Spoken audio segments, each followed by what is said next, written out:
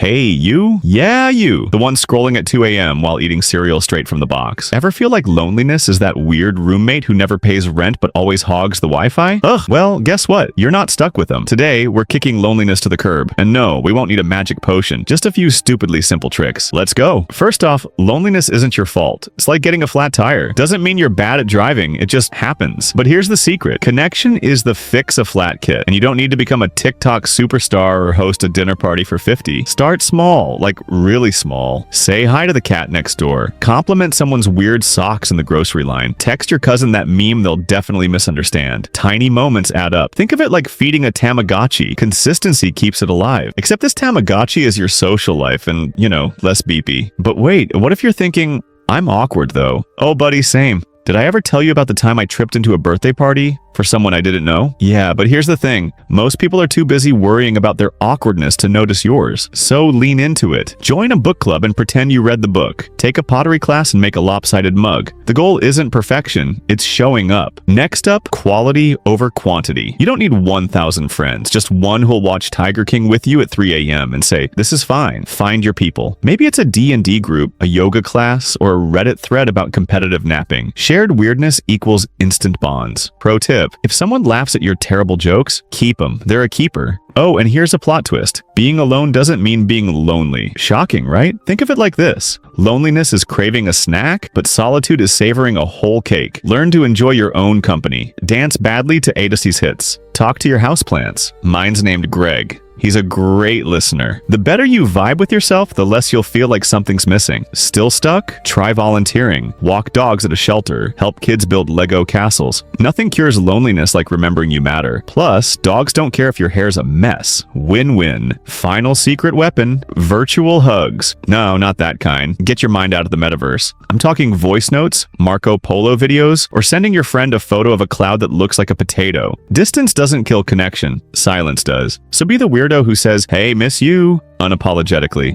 Look, healing isn't a straight line. Some days you'll feel like a social butterfly. Other days you'll be a hermit crab in pajamas. Both are okay. Just don't let loneliness crash on your couch forever. You deserve better. So go out there or stay in. And remember, connection isn't about being perfect. It's about being present. By the way, Greg sends his regards.